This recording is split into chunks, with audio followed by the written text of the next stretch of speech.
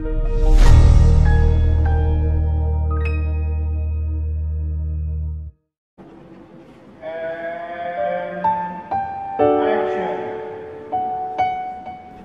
pagi sahabat Saroha yang dikasihi Tuhan.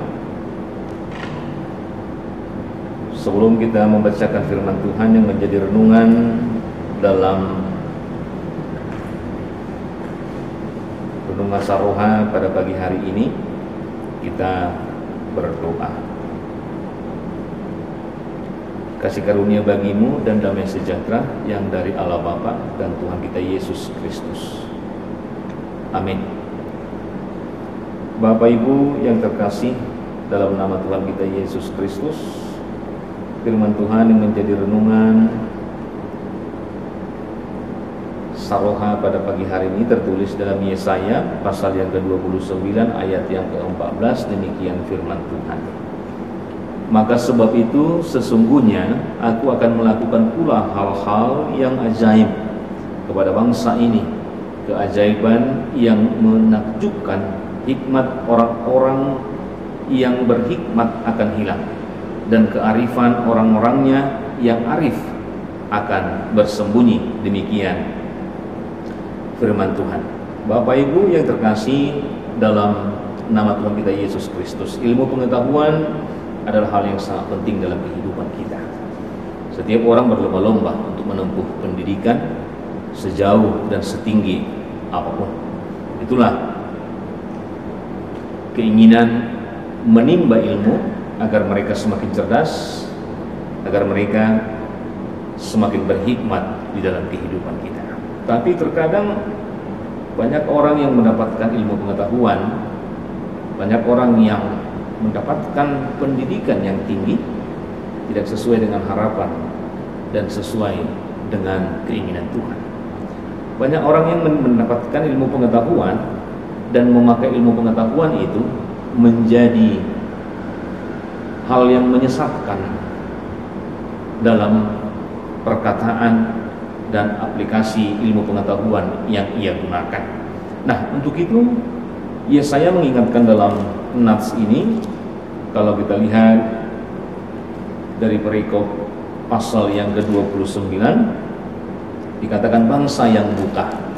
Kenapa Yesaya berani dan mengatakan bangsa ini adalah bangsa yang buta? Tuhan menyebut bahwa penampilan baik yang ditunjukkan oleh umat Israel adalah hal yang berpura-pura. Yesaya mengingatkan bahwa bangsa itu telah memoles segala kejahatan dan ketidaktaatan mereka kepada perintah Tuhan dengan layaknya penampilan. Ibadah yang tidak sempurna dengan polesan yang mereka perbuat hanya untuk menyembunyikan bagaimana sifat asli yang mereka lakukan untuk setiap harinya. Maka dikatakan dalam ayat yang ke-15 dengan angkuhnya mengatakan, siapakah yang melihat kita? Siapakah yang melihat kita? Umat ini berpikir bahwa Tuhan dapat mereka kelabui dengan polesan rohani palsu, dan mereka kelabui dengan sikap yang tidak jujur dan dengan sikap yang tidak baik dengan menggunakan ilmu pengetahuan yang mereka dapatkan. Bapak Ibu yang terkasih, dalam nama Tuhan kita Yesus Kristus, dalam kehidupan kita juga kita harus akui banyak hal yang kita lakukan dengan polesan, di dalam ibadah, di dalam nyanyian, dan bagaimana juga dalam bersikap. Banyak juga hal yang menjadi polesan dalam kehidupan kita yang tidak seturut dengan firman Tuhan, untuk menutupi segala kekurangan, untuk menutupi segala ketidakpatuhan kita kepada Tuhan. Banyak sekali polesan yang kita lakukan, banyak sekali hal-hal yang tidak seturut atau yang tidak sesuai dengan keinginan Tuhan. Nah, untuk itu dengan polesan yang kita lakukan, kita tidak memikirkan hal yang terburuk. Bagaimana akhirnya kehidupan kita di hadapan Tuhan, ketika semuanya, ketika ibadah, ketika perbuatan, dan ketika perkataan yang kita keluarkan, yang kita perbuat dalam kehidupan kita hanya untuk menutupi kekurangan kita, kita tidak memikirkan apa yang harus kita tanggung risikonya di hadapan Tuhan. Nah, untuk itu Yesaya pada ayat ini mengingatkan bahwa setiap kepalsuan yang mereka lakukan, Tuhan mengetahui, Tuhan tahu, dan Tuhan akan membalikan keadaan. Maka dikatakan dalam ayat yang ke-14 ini, Tuhan akan melakukan hal-hal yang ajaib kepada bangsa ini, keajaiban yang menakjubkan. Hikmat orang-orangnya yang berhikmat akan hilang, dan kearifan orang-orangnya yang arif akan bersembunyi. Bangsa pilihan itu menutup diri dari Allah dan dari setiap teguran yang datang kepada mereka. Akibatnya Allah menutup akses mereka dari segala pengetahuan tentang Dia. Nabi dan pelihat mereka tidak lagi bisa menjadi perantara antara kehendak Allah dan umatnya. Ada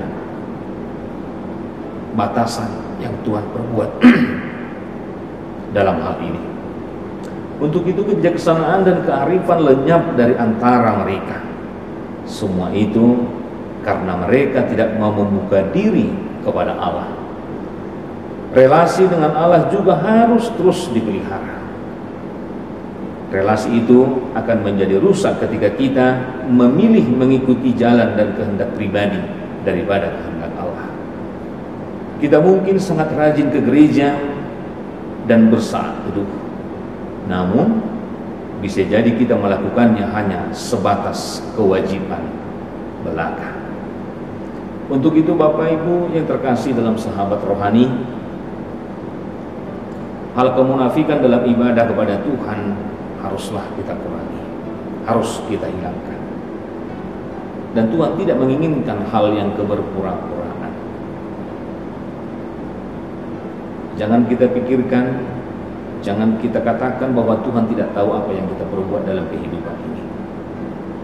Sekecil apapun di dalam hati, apa yang kita pikirkan, apalagi yang kita lakukan, Tuhan tahu apa yang terjadi dalam kehidupan kita. Untuk itu, dalam hal ini saya mengingatkan bangsa itu agar tidak lagi berpura-pura di dalam ibadahnya. Dan kita juga diingatkan dalam hal ini, bagaimana pintu anugerah Allah yang selalu terbuka bagi setiap kita ketika kita mau meninggalkan hal itu, berbalik dan mengenal pribadinya kembali dan melakukan kehendaknya. Yakin dan percayalah, kesempatan bagi kita akan dipulihkan sehingga relasi Allah menjadi baik kembali. Selagi masih ada kesempatan bagi kita, jangan sia-siakan anugerah Allah. Jangan lagi menutup diri, mari membuka diri dan menerima anugerah Allah. Dengan demikian kita dapat berharap semakin mengenal pribadi Allah dan mengetahui kehendaknya bagi kita, dan menjadi orang yang tidak lagi berpura-pura, adalah kehidupan yang murni hanya berserah kepada Tuhan. Bapak Ibu sahabat rohani, untuk hari-hari ke depan peringatan Yesaya juga sampai kepada kita. Marilah, tidak ada kata terlambat ketika itu terjadi dalam kehidupan kita saat ini. Ketika kita mau kembali datang dan merefleksikan kehidupan kita, bahwa segala sesuatu yang kita perbuat hanya untuk Tuhan, maka lakukanlah ibadah yang sejati di dalam kehidupan, perbuatan, dan perkataan. Hendaklah berbuahkan hal yang baik, yang berguna, dan mencerminkan keinginan Tuhan. Amin.